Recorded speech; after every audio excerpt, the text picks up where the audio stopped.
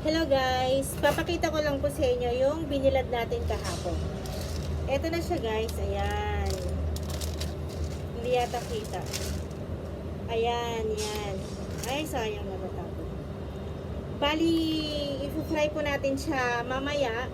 Nag-face mask na ako guys kasi nandito ako sa labas.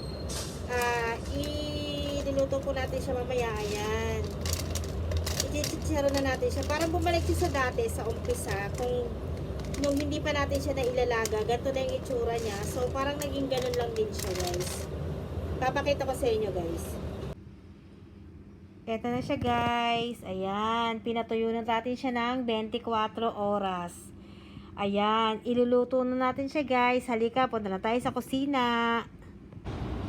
Ayan siya, guys. Ayan. Bumalik siya sa dati niya, ganun din siya katigas. Ayan. Mamaya ipa-fry na natin siya. Gagawin na natin siyang chicharon. Ayan, guys. Mamaya ipa-fry na natin siya. Meron lang tao dun sa kusina. So, hindi ko pa siya maluto. Mamaya, guys, papakita ko sa inyo kung paano siya magiging chicharon. Ayan. Watching, guys. Hanggang mamaya.